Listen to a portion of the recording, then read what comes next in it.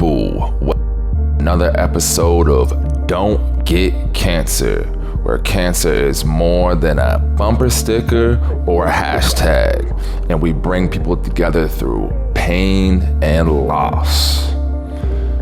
So today we're gonna talk about funerals. Oh yeah, we're gonna get into navigating the planning of the funerals, the emotions, the energy, and honestly, we're gonna get into costs, like a straight up breakdown of how much they cost, how you can make them cheaper, how you can make them more expensive, which is very easy to do.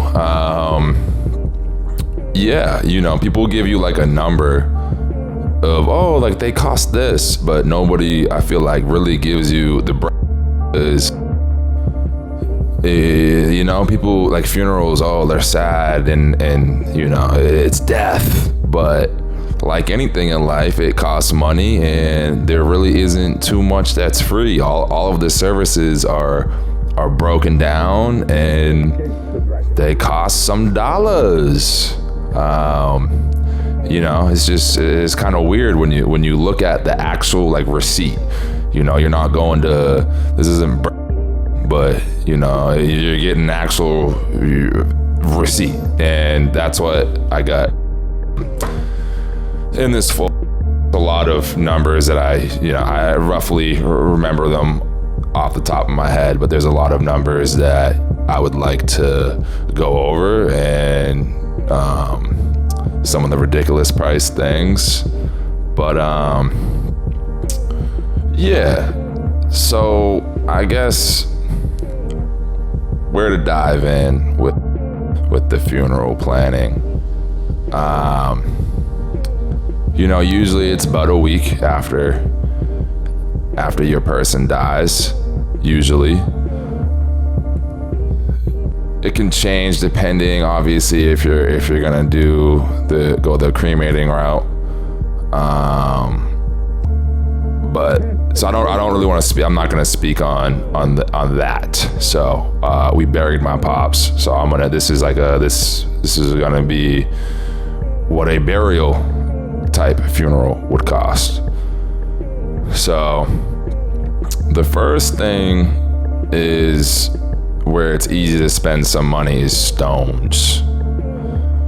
That can get very, very expensive very fast.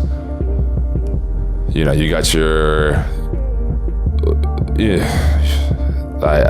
to compare it to picking out kitchen stones, but it's kind of the same thing. What do you want for your kitchen countertops? It's stones. So you got your marble, limestone, sandstone. They all have different. Some look really good. Some are more durable. Some hold longer. There's just a lot. We were lucky in this sense. So my pops was a vet. So a basic stone was included, so that saved us some money. But your average stone, you're looking at, really honestly, five bands, 6,000-7,000 quick, and that's like with minimal engraving, fancy pictures put on it.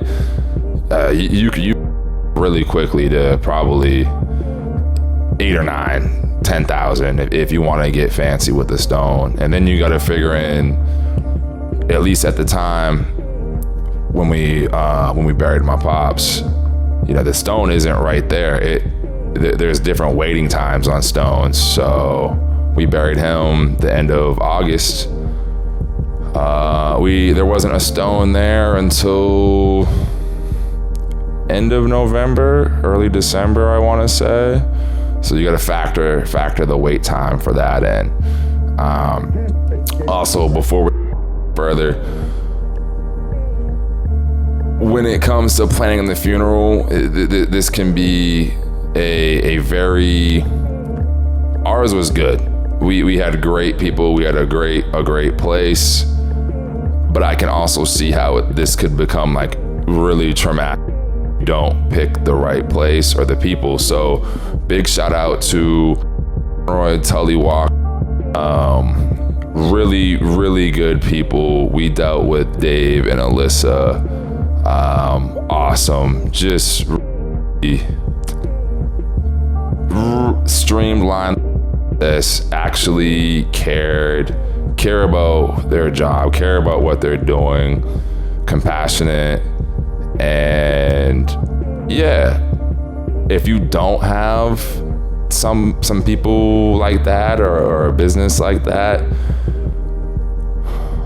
man, I feel for you, because it could be a extremely traumatic experience. Yeah, so they were incredible. So once you got your place figured out, you gotta go in at some point. You're gonna, they're gonna start laying things out for you. What I did like about our place, so it's a modern spot, of parking, very good facility, well air conditioned. And ours was the funeral end of August. Still very, very hot, very muggy in Maine. So it was very comfortable in there. And I get it, these are like little stupid things, but it's just a painful process that you don't want to exacerbate the pain by stupid little things adding up and being thorns in your side. So again, because I've been to some funerals where it's like, wow, you gotta park 15 blocks away. You get inside the place, it's hot, it's cramped, so stuff like that. Then there's some broad things you gotta figure out. Usually it's 6 people to carry the casket. There's songs that gotta get played. It's like small things, but important, and that can be tough to like divvy up. Well, who's gonna carry the cat? Ours was pretty cut and dry. I feel like we kind of knew. So it was me, my brother, my non-biological brother E, my uncle Matt, my dad's half brother, so I guess like my half uncle, Mike, and yeah. So, and then my grandpops, my mom's dad, he was involved, but we didn't want him like wait, like, he's in his 80s, like he wants to carry the casket, but we're like, yo, chill, like, so he kind of like followed with us. Then songs, usually if the person knows they're gonna tell you like what songs. The biggest one that my pops wanted us to play was The Whole of the Moon, the Water Boys. And that's actually why the intro, shout out to Sheezy, chopped it up marvelously, sampled it. That's why my intro. I remember my pops bumping that song a lot back in the day, and then he wanted it for the funeral, so that's what we did. And you got, and forgive me for jumping around on this topic. There's just a lot to it, and I feel like there's just no great way to organize the events of this, but yeah, you're going through a lot at this point. It's only been a week since your person has passed, and everybody's gonna be probably at different points of grieving at that. For me, like, it hit, but I think I was still just stuffing a lot of emotions down with vodka. And then when we're planning the funeral, again, like, you're talking like these numbers, and it's just so weird. It's bizarre. Like, your person's dead and you're talking like numbers, a house, or you're building an addition to a room, like the way we're gonna pick this, we're gonna pick that. Like, it's the weird a la carte picks you're ever gonna do in your life. Then in my head, I'm like, man, my pops is sitting in a morgue somewhere, frozen, and this is what we're doing. So I feel like there was a lot of realization moments. Just everything was kind of hitting me during these times. But again, if you have people, you work with the right business, they know how to help with these things. So then, obviously, before even the funeral, you got real estate. You got to get graveyard plots. Land is not free, my friends. Even when you're dead, land is not free. We got lucky. My grandparents had 2 plots in the cemetery. I guess they were looking at moving to a different spot anyway. They sold my mom 2 plots for her, obviously, my pops. And I think this is honestly before, like, once my pops had got sick, then we kind of knew things weren't going well. But they gave us a great deal, at least half. 2 plots for $1,500. I mean, you could probably just double that right off the jump if you had to buy it retail. So you're looking at probably $3,000, maybe $4,000. My pops being a vet, though, we did not bury him in the veteran section, which is kind of an ongoing discussion between us. At some point, we may probably relocate him actually to the vet spot, the veteran section of the cemetery. So that's $2,000 right there to get buried there, and supposedly that's a hookup. So yeah, let's get into let's break open some costs. Let's just costs on stuff before I give you guys any more like funeral stories, if you will, because this gets crazy. So we didn't want to do my pops dirty, right? Like, we weren't gonna like just do the cheapest things, but at the same time, like they say, you have all the money in the world, but pretty much we all end up in a 6-foot hole in a box at some point. But yeah, let me read through I'll go through our receipt. Let's see. So yeah, professional services, base is a funeral direct staff. I'm just gonna round it up, $3,000. Embalming, $700. There's a few just random little, they label it stuff, other charges, $400, $300. The hearse, $575 per miles. Transfer of remains to funeral home, $600. Use of facilities, staff, and equipment for visitation prior to service, $300. Use of facilities for staff and equipment in the funeral ceremony, $550. That section alone right there added up to $6,700. So the casket we got, I would say, was not quite, it was like bottom middle shelf. Like, it wasn't middle shelf. It wasn't top middle shelf. It was just like middle shelf. So that was $3,600. Then they call it the Centennial.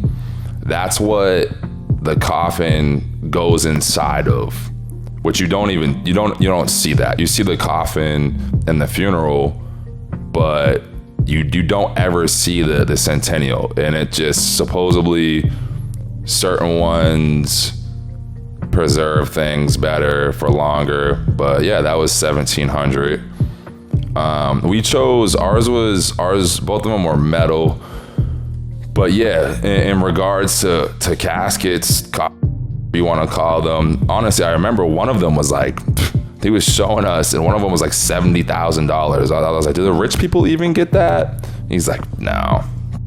But I'm just looking through this metal caskets. You got, I'm not gonna read the names of them, but I'll go run through some numbers. One of them's $11,200, $7,000, $7,000, $5,000, $4,500. You got a bunch at $4,500. A bunch up in the low upper 3,000s and mid 3,000s. Then you get down to your lower range, mid twos. Cheapest one I see is 2 bands, and that's just the caskets. That's on the Centennials, the thing that it goes in.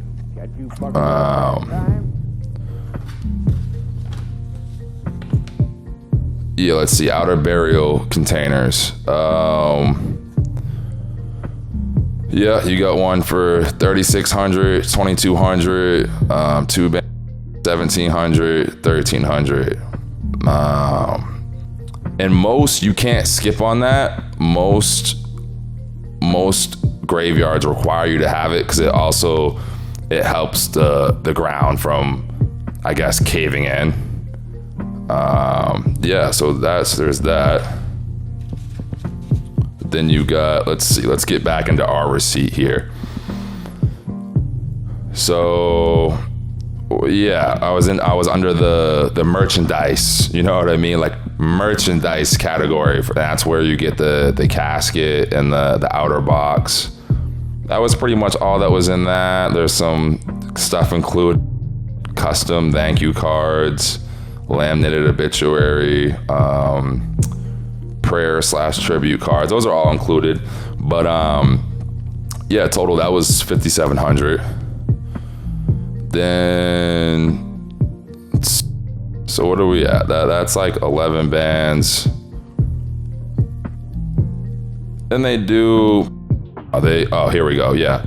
So the obituaries, I think you get a certain word amount. I know we went over it. I want to say it's like 50 words, maybe a certain amount. And then after that, they start charging you per word. So ours was $700 for the obituary. And everything gets charged for, like death certificates. You need for I can't even remember the legal reasons you need them, but yeah, $39 for death certificates. Disposition, I don't even know what that is. $20. Cemetery, open, closed grave, $1,400. The church clergy honorarium, $275. Long story short, what you guys have been waiting for, $14,800.73 is what it costs to bury my pops. Again, you could probably a little cheaper than that. You could easily go a lot more than that. But I would say ours was like a average, your true middle of the road. So you're looking at $15,000. Yeah. Let's I'm sorry again for just rattling off numbers, but this was meant to be more of an informative black and white episode, if you will. So I know that that can be kind of boring, but it needs to be talked about. It needs to be said. So once you get your numbers straight, there's a lot of things you got to plan. Who's going to speak? Who wants to speak? Open casket, closed casket, open invite, closed invite. And there's a lot of planning to do. And again, this is all happening very early stages of grief and pain. It's a lot. It is a lot. And I feel so sad for people that might have to do this on their own. It was a lot for my mom. It was a lot for me, but I got to hold my mom up, and, but having each other was huge. I just can't imagine, just doing it by yourself. Again, the funeral home was awesome. They helped with so much. And knowing what it took, this is where it could get really traumatic for you. If you have a terrible business, I guess I would suggest just don't go to the cheapest possible, because you're going to be like, oh, well, it's a funeral. Why am I going to spend all this money? We're just putting somebody in the ground. Like, it's not that important. Well, a little bit of extra money to save you some extra trauma, in my book, definitely worth it. So let's get into, we did a closed casket for my pops. We had it open for, we did an hour open, close family and friends to come through, and that reignited a lot of pain for me, and I knew it would, because when my mom and pops died in hospice, we hung out with him for, honestly, a while once he had passed. And I kind of had stuffed it down after that. And I just knew seeing him in the casket again was going to be very tough. I was extremely not looking forward to that. But yeah, so we kept it open for close people. And then for the service, it was closed. We did more of a hybrid open / specific invite funeral. Honestly, a lot of drama behind that. My mom doesn't want me to speak on too many details, but I feel like I got a rough story, like rough details, which she agreed was okay. It was just, so on top, very stressful. But to add to the stress, there were some things that had come out with my pops and a certain group of people, and that my mom was extremely not fond of, and she had every reason to not be fond of these people. Every reason. So, and that, lightly, it's the tip of the iceberg. It goes much deeper, but again, with respect to her, I can't shed too much light on it. But the worry was of this group of people showing up to the funeral. A lot of people knew my pops, so we didn't want to just do like super closed invite only. It was a very hybrid open, but still, again, great funeral company, man. Funeral home, call it.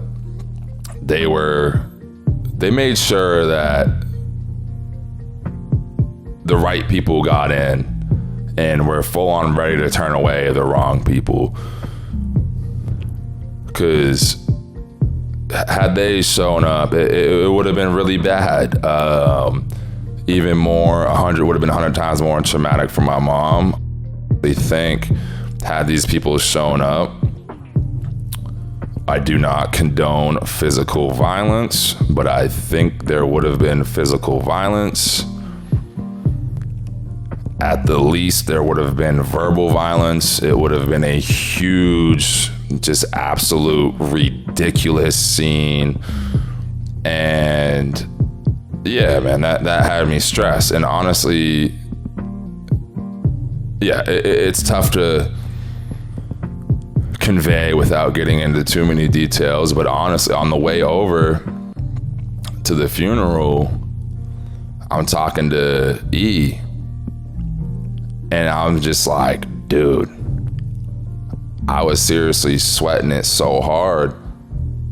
I'm like, these people, catch you fuckers at a bad time. If they're getting denied, or what if they like do get in, their levels of craziness, because from our camp had reached out to them via social media and kind of condemned and fired off on them about some things they did. So they knew kind of that there was some beef on our side. So I'm thinking, yeah, I don't know, you know, at the time it's 2022, anything's possible. Like, man. And specifically for personal protection, I was like, dude, do I gotta like sneak my little 380 in? Like, do I gotta keep my 380 on me at my pops' damn funeral? Like, what if these people show up just distraught, wild, the, you know, firearm, they could go crazy, do whatever. And again, I'm not in really the right headspace. I'm just thinking the absolute extreme 0.1% chances of things happening. You know, good thing I got good people in my corner. Obviously, my brother E talked me out of that. He's like, bro, you're good. Leave that, man. But that was huge. There was like just this looming dark cloud over trauma popping off already on a traumatic event to, you know, times it by 10 trauma. Luckily, it went off without any extra drama and trauma. And yeah, I guess one of the things I'll say is, you know, you're gonna see a lot of people that you might have seen in a while, but you're kind of, I don't want to say that because that doesn't sound right. Now, you're not the star of the show, but you're like the focus. People want to come up and talk to you, give you their condolences. Again, you're going through so much is going through your head. And I'm just, you know, I'm to make my way to everybody and thank them for coming, have a little conversation with everybody, because that means a lot to me that you showed up. But I remember, man, I was running around so much, like, and yeah, you know, I had my little Gatorade bottle that had vodka in it, and I see one of my old bosses, Christy Diffin, awesome person, and I see her, I'm like, thanks for coming, but we're talking. I was like, I just gotta go take like a leak. No, I'll wait. Like, let me have a conversation. She's like, dude, chill out. Take a deep breath. We're all gonna be here when you get back. Go take a damn. Take care of yourself. This is your pops' funeral. This is your time. You don't owe anybody anything. Take care of yourself. And that was little, but you know, that was huge to me. I was like, snap me right back into, all right, yeah. I can take my time with this. But yeah, you're gonna see really close to you, people that are medium close to you, and people that it's awkward to have a conversation because they're there to be there, and yeah, have a little conversation and whatever. But yeah, just, and depending on what your role is in the funeral, for me, I was trying to be that rock, trying to be the. My mom was absolutely just going through it. So I'm going to that funeral with a different mindset. I gotta hold my mom up. But everybody deal with the vibe differently. And depending what relation the person was to you changes things.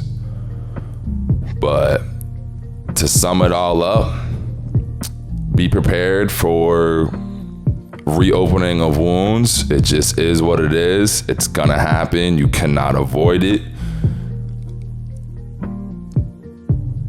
Don't overdo it, but don't underdo it as far as budget. Because like I said, you're trying to get through this terrible time as smooth as possible. And a little money could go a long way with a good funeral home. And there's just a lot of planning, a lot of thinking, a lot of reflection, and there's no way around that. You break open a notebook and just start writing stuff down. Break open your phone, put the notes in. Don't try to do it all up in your head. You don't need to do it in one day, but you do got to kind of get things locked in. Hopefully you leave. Hopefully you got time off from work. You're going to absolutely need it. And just break things down in baby steps. And yeah, again, just a solid funeral home, man. Again, shout out to Conroy, Tully, Walker, and Sopo. They were awesome. If you guys have made it this far, once again, thank you so much for watching and listening. And back. Until next episode.